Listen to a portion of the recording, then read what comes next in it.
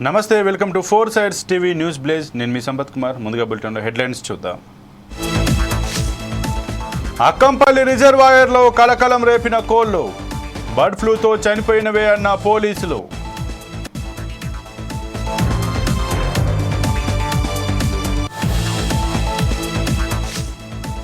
Munugode ఎమ్మెల్యేపై MLC కవిత fire, ప్రజలకేం చేయట్లేదని విమర్శలు.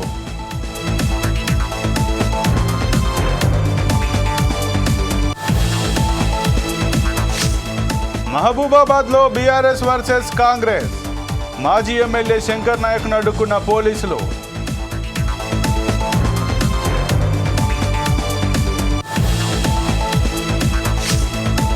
తమన్కు బాలయ్య ఖరీదైన గిఫ్ట్, తన తమ్ముడితో సమానమంటూ కామెంట్.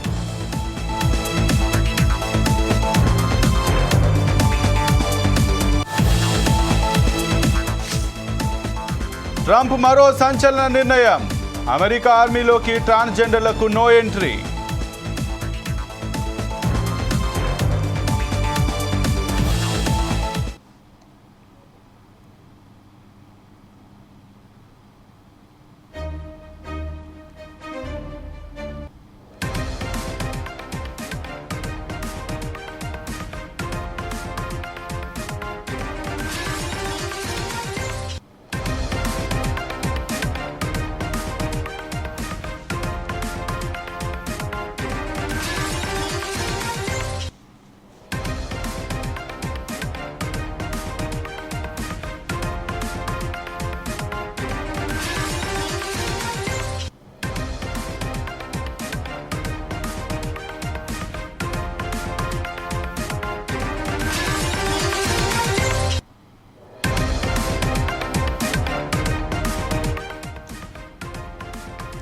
నల్గొండ జిల్లా దేవరకొండ నియోజకవర్గ పరిధిలోని అక్కంపల్లి రిజర్వాయర్లో చనిపోయిన కోళ్లు ప్రత్యక్షమయ్యాయి.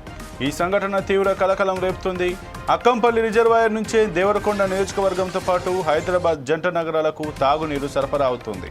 అలాంటి రిజర్వాయర్లో చనిపోయిన కోళ్లు కనిపించడంతో ప్రజలు ఆందోళన చెందుతున్నారు.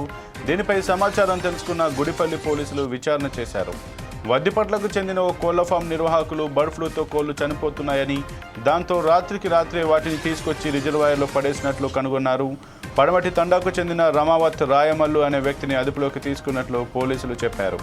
అయితే దీనిపై ప్రజలు ఆందోళన చెందొద్దని ఇరిగేషన్ శాఖ అధికారులు అన్ని రకాల జాగ్రత్తలు తీసుకుంటున్నారని పోలీసులు వెల్లడించారు.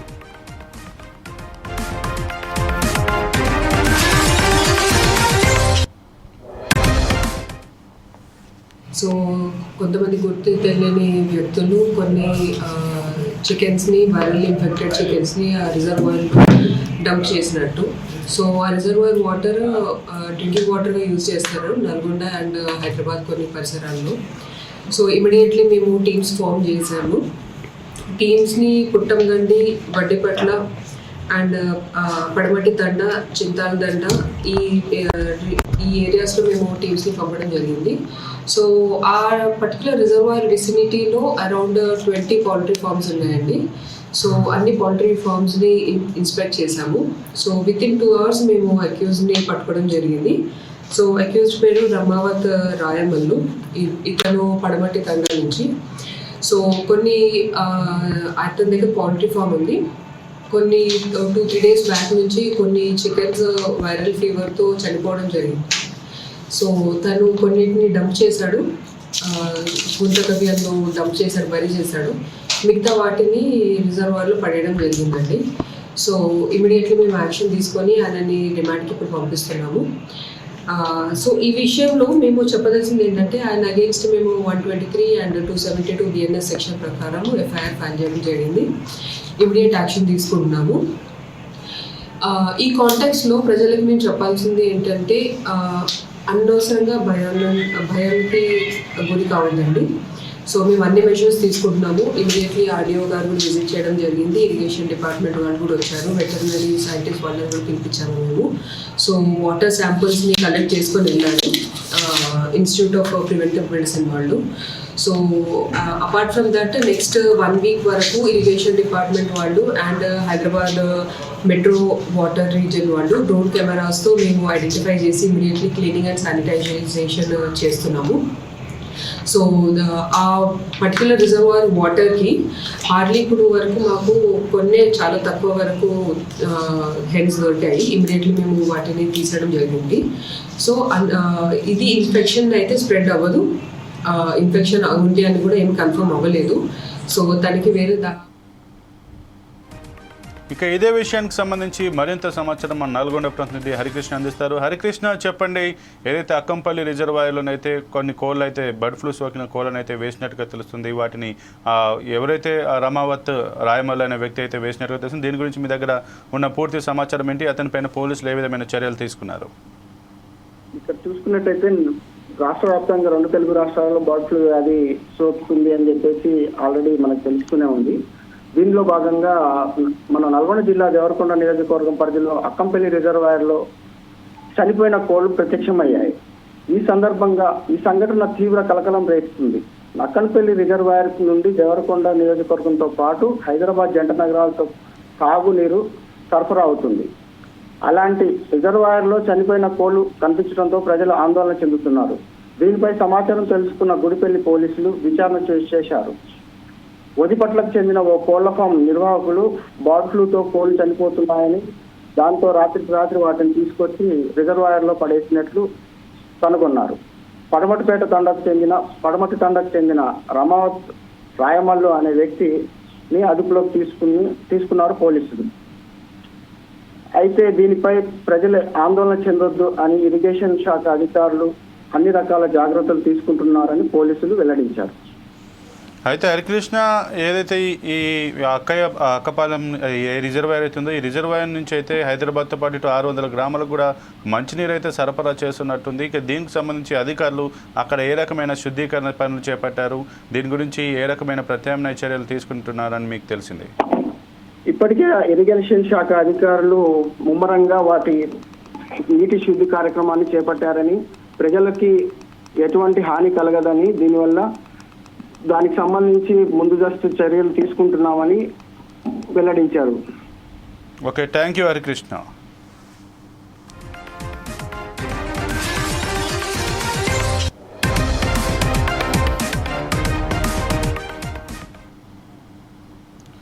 టాలీవుడ్ సీనియర్ హీరో నందమూరి బాలకృష్ణ కఠినంగా కనిపించిన ఆయన మనసు మాత్రం వెన్న. ఆయన ఎంతో మందికి సాయం చేస్తుంటారు. బాలయ్య మ్యూజిక్ డైరెక్టర్ తమన్ కాంబినేషన్లో మంచి హిట్ సాంగ్స్ వచ్చాయి. వీరిద్దరి కాంబినేషన్లో డిక్టేటర్, అఖండ, వీరనరసింహారెడ్డి, భగవంత్ కేసరి, డాకు మహారాజ్ వంటి సినిమాలు బాక్స్ ఆఫీస్ను షేక్ చేశాయి.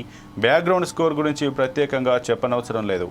వరుసపెట్టి సినిమాలు చేస్తున్న క్రమంలో బాలకృష్ణ, తమన్ మధ్య మంచి రిలేషన్ ఏర్పడింది. ఈ క్రమంలోనే తమన్కు హీరో బాలకృష్ణ ఊహించని గిఫ్ట్ ఇచ్చారు. మ్యూజిక్ డైరెక్టర్ తమన్ను బాలకృష్ణ సర్ప్రైజ్ చేశారు. ఖరీదైన పోర్షే కారును బహుమతిగా ఇచ్చాడు. అలాగే కెరియర్ పరంగా ఎన్నో విజయాలను అందుకోవాలని ఆకాంక్షిస్తున్నట్లు చెప్పారు బాలకృష్ణ. తమన్కు తన ఆశీస్సులు ఎప్పుడూ ఉంటాయన్నారు. తమన్కు బాలకృష్ణ కాస్ట్లీ కార్ గిఫ్ట్ ఇస్తున్న ఫోటోలు ప్రస్తుతం సోషల్ మీడియాలో వైరల్ అవుతున్నాయి. బాలయ్య బాబు అభిమానులు దీనిపై సంతోషం వ్యక్తం చేస్తున్నారు. జై బాలయ్య అంటూ కామెంట్ చేస్తున్నారు. కాగా తమన్ గురించి ఇటీవల బాలకృష్ణ ఆసక్తికర కామెంట్స్ చేశారు. తమన్ తనకు తమ్ముడు లాంటి వ్యక్తి అని చెప్పారు. తమ ప్రయాణం భవిష్యత్తులో కూడా ఇలానే కొనసాగాలని కోరుకుంటున్నట్లు పేర్కొన్నారు. కాగా ప్రస్తుతం బాలయ్య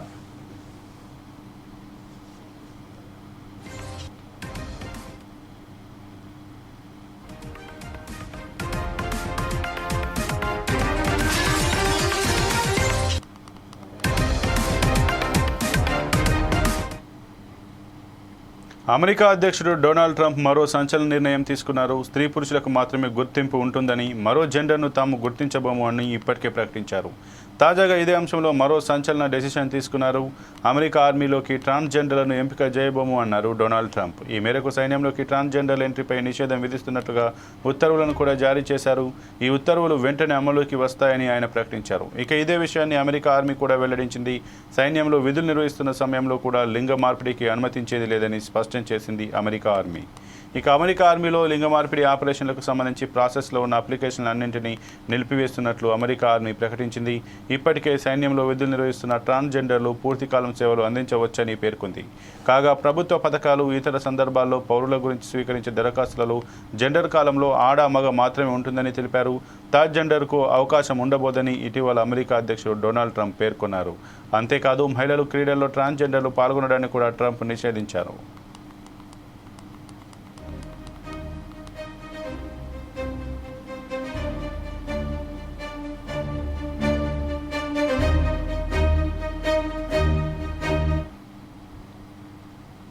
ఖమ్మంలో జరిగే బీసీ రౌండ్ టేబుల్ సమావేశంలో బీఆర్ఎస్ ఎమ్మెల్సీ కల్వకుంట్ల కవిత పాల్గొనున్నారు.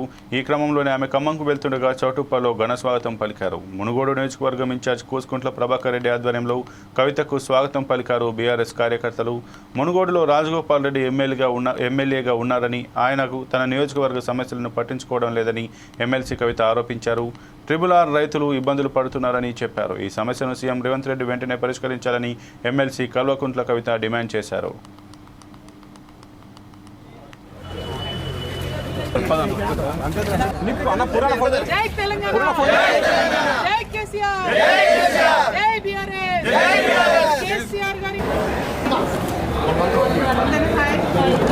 ఖమ్మం జిల్లాలో జరుగుతున్నటువంటి బీసీ రౌండ్ టేబుల్ సమావేశానికి హాజరవడానికి వెళ్తూ మార్గం మధ్యలో మరి మునుగోడు నియోజకవర్గంలో చౌటుప్పల్ మండలంలో మా నాయకులను అందరినీ కూడా కలవడానికి ఆగడం జరిగింది. ఇక్కడ మునుగోడు మండలంలో మరి కాంగ్రెస్ పార్టీ నుండి రాజగోపాల్ రెడ్డి గారు అధికారంలో ఉన్నారు, వారు ఎమ్మెల్యేగా ఉన్నారు. ఇక్కడ ముఖ్యమంత్రి గారు ఆనాడు వచ్చి RRR సమస్యనే లేకుండా చేస్తా, నేను మమ్మల్ని గెలిపించండి, మేము ఎటువంటి ఇబ్బంది లేకుండా RRRని మీ గ్రామాల నుంచి వెళ్లకుండా చేస్తామని చెప్పిండ్రు. కానీ గెలిచి 14 నెలలు అవుతున్న RRRకి సంబంధించినటువంటి బాధితులకు ఎవరికైతే ముఖ్యమంత్రి గారు మాట ఇచ్చారో ఇంతవరకు వాళ్ళు 2000 మంది పైచిలుకుతో కలెక్టరేట్ ముట్టడి చేసినా కూడా కనీసం వాళ్ళని పిలవడం కానీ మాట్లాడడం కానీ చేయకపోవడం అన్నది దారుణం. మీరు ఇచ్చినటువంటి మాటకు నిలబడి గౌరవ ముఖ్యమంత్రి గారు తక్షణమే RRR బాధితులను పిలిపించుకొని మాట్లాడి వారి సమస్య పరిష్కరించవలసిందిగా నేను డిమాండ్ చేస్తా ఉన్నాను. రాజగోపాల్ రెడ్డి గారు ఈ విషయంలో చొరవ తీసుకోవాలని కూడా మేము డిమాండ్ చేస్తా ఉన్నాం. మరి మునుగోడు నెల్లూరు జిల్లా ఆత్మకూరులో రాష్ట్ర మంత్రి ఆనం రామనారాయణ రెడ్డి కన్యకా పరమేశ్వరి అమ్మవారి దేవస్థానాన్ని దర్శించుకున్నారు. ఆలయంలో 101 టెంకాయలు కొట్టారు. ఆత్మకూరు నియోజకవర్గానికి ఆనం రామనారాయణ రెడ్డి మళ్లీ సారథ్యం వహించాలని, ఎమ్మెల్యేగా గెలవాలని అమ్మవారికి మొక్కుకున్నాడు. ఆయన అభిమాని దోర్నాదుల సురేష్ అభిమాని మొక్కు తీర్చుకునే కార్యక్రమానికి మంత్రి ఆనం నారాయణ రెడ్డి హాజరయ్యారు. ఈ క్రమంలోనే ఆలయంలో నిర్వహించిన ప్రత్యేక పూజా కార్యక్రమాల్లో మంత్రి ఆనం పాల్గొన్నారు. మొక్కు తీర్చిన సందర్భంగా మంత్రితో పాటు ఈ కార్యక్రమంలో పలువురు స్థానిక నాయకులు పాల్గొన్నారు.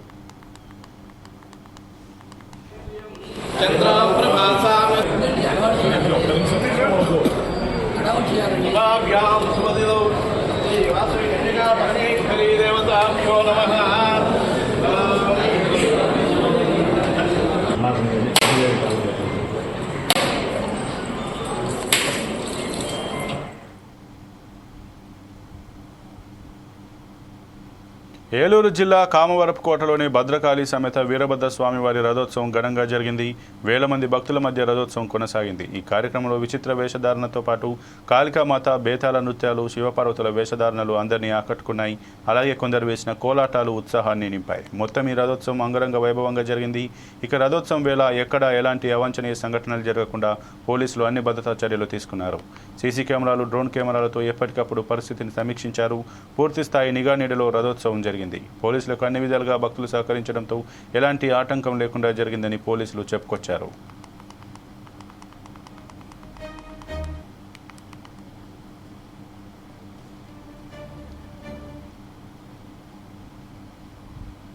నల్గొండ జిల్లా నకిరేకల్ పోలీస్ స్టేషన్ ముందు ఓ మహిళ ధర్నాకు దిగింది. కేతపల్లి ఏఆర్ కానిస్టేబుల్ మొగిలి సైదులు తన భర్తని అతను వివాహేతర సంబంధం పెట్టుకున్నాడని ఆరోపిస్తోంది.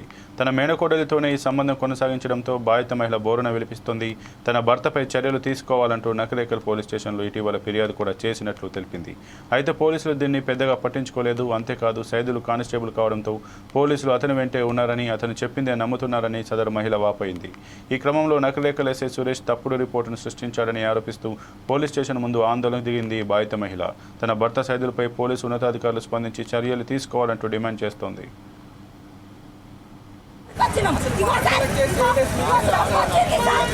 వ్యభిచారం చేయడానికి మాత్రం ఒక రూమ్ లో ఉంటారంట. ఈ కానిస్టేబుల్ ఆమెని బయటికి తీసుకురారంట సార్ వాళ్ళని. ఇప్పుడు అక్కడ సంఘటన జరగలేదని చెప్తున్నారు సార్. ఎక్కడ జరిగింది సార్ న్యాయం? ఎక్కడ జరిగింది సార్? 2 పిల్లల్ని పట్టుకొని ఆకలి మంటతో తిరుగుతున్నా సార్. నేను గత సంవత్సరం నుంచి తిరుగుతున్నా సార్. ఏది సార్ న్యాయం?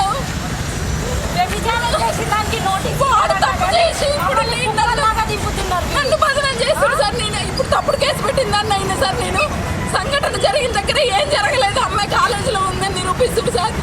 ఎవిడెన్స్ నువ్వు తీసుకురావాలంట కదా.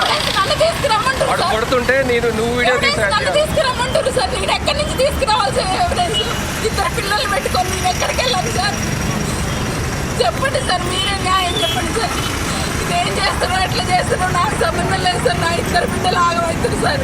వాడు ఒక పోలీస్ అని వాడిని వెనకేసుకుంటూ వస్తుంది సార్. వీళ్ళు ఎస్ఐ సార్ చేస్తుండు సార్. ఇందులో ఏం చేస్తున్నావు? నాకు న్యాయం జరగాలి సార్. నా ఇద్దరు పిల్లలకి న్యాయం జరగాలి సార్. న్యాయం జరగాలి సార్. నాకు నేను ఆకలి మంటతో తిరుగుతున్నా సార్. ఇద్దరు పిల్లల్ని పెట్టుకొని 10 ఏళ్ళ పాప సార్. వాళ్ళకి ఆరోగ్యాలు మంచిగా లేవు. నేను ఎక్కడికి పోవాలి సార్? నాకంటూ ఎవరు లేరు సార్. నేను ఎంతకని తిరగాలి సార్? నీ పిల్లలు పట్టుకొని ఎవిడెన్స్ పోవాలా? నేను పోలీస్ స్టేషన్కి వచ్చింది ఎందుకు? ఎఫ్ఐఆర్ చేయించింది ఎందుకు? సంఘటన జరిగిన దగ్గర ఏం లేదంటారు సార్. అంటే నేను అబద్ధం ఆడుతున్నానా? తప్పు చేసినోడు మంచిగా తిరుగుతుంది సార్. ఏ సార్ న్యాయం చెప్పండి సార్ మీరే. సైకిల్ వాళ్ళ ఏఆర్ కానిస్టేబుల్ సైకిల్ వాళ్ళ భార్య సార్. నేను గత 2 సంవత్సరాలుగా నన్ను ఇబ్బంది పెట్టుకుంటున్నాను. నా పిల్లల్ని అమ్మగారింటి కాడ ఉంచి నన్ను టార్చర్ చేసింది సార్. అక్రమ సంబంధాలు పెట్టుకొని నక్రేకల్ శాలిగౌరవ సిఎస్ఆర్ దగ్గర వర్క్ చేసింది సార్. అక్రమ సంబంధాలతోటి నక్రేకల్ రూమ్ దగ్గర నాకు రెడ్ హ్యాండెడ్గా దొరికింది సార్. నా దగ్గర ఏ ప్రూఫ్ లేదనేసి అది ఫాల్ట్ కేసు అనేసి అతను ప్రూఫ్స్ తీసుకొచ్చి సార్ సురేష్ సిఎస్ఆర్ దగ్గర ఎస్ఐ సార్ తోటి ముగిలి సైదులు ఇద్దరు కుమ్మక్కయ్యి నా మీద తప్పుడు ఆరోపణలు ఇస్తూ ఎస్పీ సార్ దగ్గర వాళ్ళే. మహబూబాబాద్లో సేవాలాల్ జయంతి సందర్భంగా బీఆర్ఎస్ కాంగ్రెస్ పార్టీల నాయకుల మధ్య మరోసారి ఉద్రిక్త పరిస్థితులు కనిపించాయి. అనంతరంలో శ్రీ సంత్ సేవాలాల్ మహారాజ్ జయంతి వేడుకలు నిర్వహిస్తున్న గుడి స్థలం విషయంలో వివాదం కొనసాగుతోంది. అయితే తాజాగా సేవాలాల్ జయంతి సందర్భంగా సేవాలాల్ గుడికి వెళ్లేందుకు మాజీ ఎమ్మెల్యే శంకర్ నాయక్ ప్రయత్నించారు. ఈ క్రమంలోనే శంకర్ నాయక్తో పాటు ఇతర బీఆర్ఎస్ నాయకులను పోలీసులు అడ్డుకున్నారు. దాంతో పోలీసులు మాజీ ఎమ్మెల్యే శంకర్ నాయక్ మధ్య వాగ్వాదం చోటు చేసుకుంది. మహబూబాబాద్ టౌన్ పోలీస్ స్టేషన్ వద్ద బీఆర్ఎస్ నాయకులు ఆందోళనకు దిగారు. దాంతో అక్కడ పోలీసులు భారీగా మోహరించారు. మరోవైపు స్థానిక ఎమ్మెల్యే మురళీ నాయక్పై శంకర్ నాయక్ తీవ్ర ఆగ్రహం వ్యక్తం చేశారు. ఆయన చెప్పడంతోనే పోలీసులు అత్యుత్సాహం ప్రదర్శిస్తున్నారని అన్నారు. మురళీ నాయక్ దమ్ముంటే పదవికి రాజీనామా చేయాలని, మళ్లీ పోటీ గెలవాలన్నారు. మురళీ నాయక్ గెలిస్తే తాను రాజకీయ సన్యాసం తీసుకుంటానని సవాల్ విసిరారు మాజీ ఎమ్మెల్యే శంకర్ నాయక్.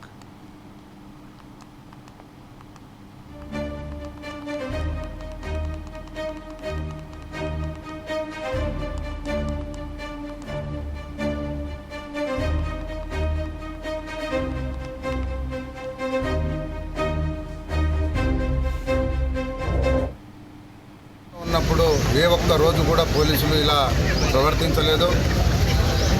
రేవంత్ రెడ్డి గారు సీఎం గారు పోలీసులతోటి రాజ్యం వెళ్ళిన చరిత్ర ఎక్కడ లేదు.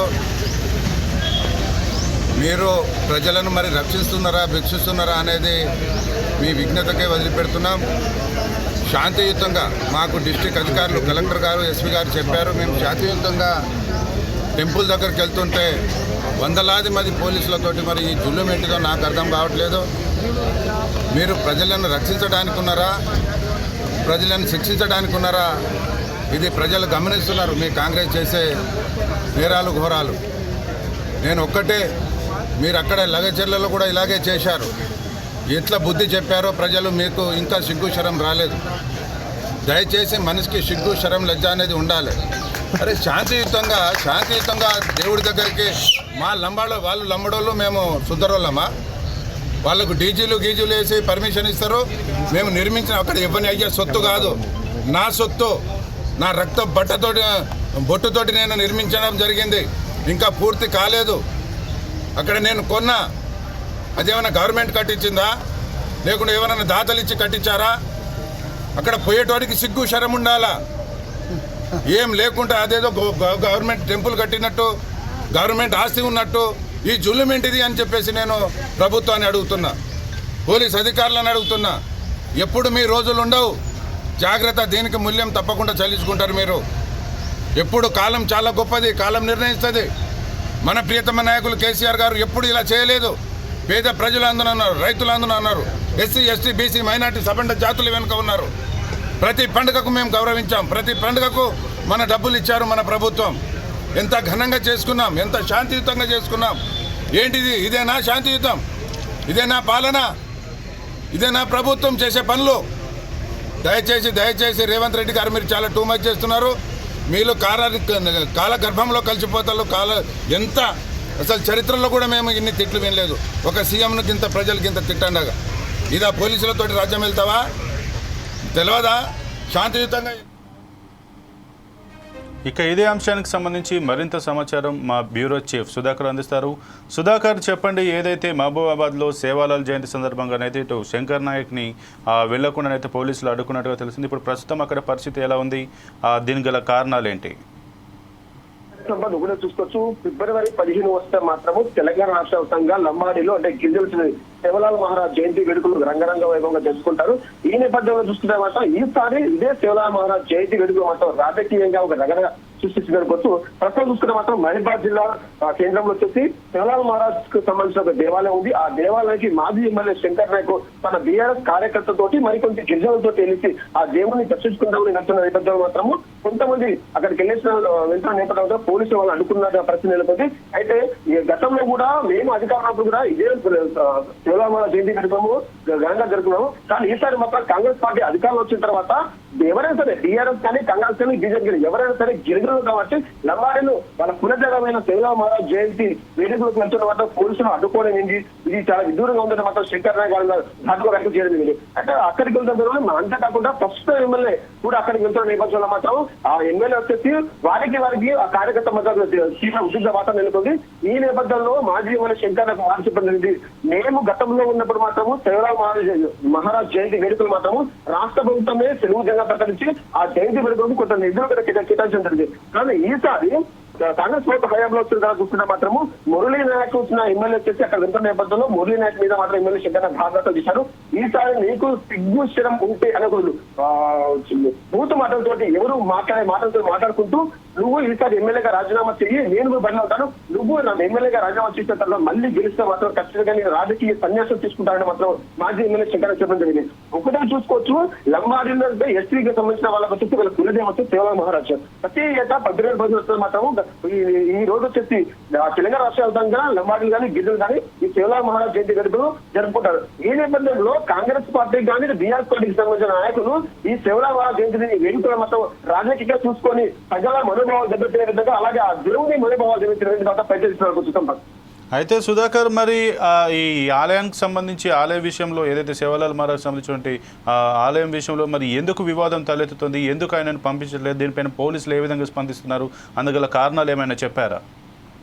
ఒకటే చూపిస్తాం పట్టు సేవలాల్ మహారాజ్ జయంతి వేడుక వచ్చి బీఆర్ఎస్ ప్రభుత్వం అధికారులు వచ్చేదాకా అంతకుముందు జయంతి వేడుక చేసుకునేవారు. కానీ బీఆర్ఎస్ ప్రభుత్వం వచ్చిన తర్వాత తెలంగాణ రాష్ట్రంలో ఖచ్చితంగా సేవలాల్ మహారాజ్ జయంతి వేడుకలు రాష్ట్ర వ్యాప్తంగా ఒక సెలవు దినం ప్రకటించాలి. ఆ దినాన్ని ప్రకటించిన తర్వాత నిధులు కూడా రాష్ట్ర ప్రభుత్వమే కేటాయించాలని చెప్పడం ద్వారా కొంతమంది అప్పుడున్న గిరిజన ఎమ్మెల్యేలు గిరిజన మంత్రులు వీరందరూ చూసి రాష్ట్ర ముఖ్యమంత్రి మాజీ ముఖ్యమంత్రి కేసీఆర్ కు చెప్పడంతో మాత్రము కేసీఆర్ స్పందించి గతంలో నిధులు కూడా విడుదల దాని తద్వారా మాత్రము తెలంగాణ రాష్ట్ర వ్యాప్తంగా ఫిబ్రవరి 15 మాత్రం సేవలాల్ మహారాజ్ జయంతి వేడుకలు అంగరంగ వైభవంగా జరుగుతున్న నేపథ్యం కనబడుతుంది. కానీ కాంగ్రెస్ ప్రభుత్వం వచ్చిన తర్వాత మొట్టమొదటిసారిగా ఈసారి సేవలాల్ మహారాజ్ జయంతి జరుపుతున్న నేపథ్యంలో కాంగ్రెస్ పార్టీ చెందిన ఎమ్మెల్యేలు అక్కడ బీఆర్ఎస్ చెందిన మాజీ ఎమ్మెల్యే అక్కడ వెళ్తున్న నేపథ్యంలో ప్రస్తుతం ఎమ్మెల్యే మురళీ నాయక్ వచ్చి పోలీసులను అతను వెళ్లకుండా అడ్డుకోవాలని చెప్పి ఆదేశాలు ఇచ్చారని శంకర్ నాయక్ చెప్పండి ఉంది. కానీ నిజంగానే ఇక్కడ ఉన్న ఎమ్మెల్యే మురళీ నాయక్ పోలీసులకు ఆదేశాలు ఇచ్చారా, లేక వర్గపోరులో భాగంగా కాంగ్రెస్ కానీ బీజేపీ కానీ బీఆర్ఎస్ కానీ ఈ ఉద్యమ వర్గపోరులో భాగంగా వీళ్ళు అనుకున్నారా తెలియదు. కానీ ప్రస్తుతం చూస్తే మాత్రం పోలీసులు మాత్రము శంకర్ నాయక్ అనుకోవడం జరిగింది. అంతేకాకుండా అక్కడ కొంతమంది బీఆర్ఎస్ సైడ్ గిరిజన నాయకులు మాత్రం తీసుకెళ్లి పోలీసులతో తరలించారు. ఏదైనా మాత్రం సేవలాల్ మహారాజ్ జయంతి వేడుకలకు వచ్చేసి గిరిజన కుటుంబాలకు సంబంధించిన వాళ్ళు ప్రతి ఒక్కరు వెళ్తున్నారు, వెళ్ళాలి ఖచ్చితంగా. అటువంటి నేపథ్యంలో ఈ పార్టీలకు సంబంధం లేకపోయినా రాజకీయ నాయకులు ఏదో ఒక చరిత్ర సృష్టిద్దాము, గొడవ సృష్టిద్దాము నేపథ్యంతో అక్కడికి వెళ్ళి వీళ్ళు అడ్డుకుని కట్టించారు. ఈ నేపథ్యంలో బీఆర్ఎస్ కానీ కాంగ్రెస్ నాయకులకు మాత్రం ఇద్దరి మధ్య వర్గపోరు, అలాగే పోలీసులు మనం అడ్డుకోవడం ద్వారా ఈ రాజకీయ నాయకుల మధ్య పోలీసులు ఎందుకు వెళ్ళారనే ఒక ఉత్కట వాతావరణం వెళ్తుంది అనుకోవచ్చు. Okay, thank you Sudhakar.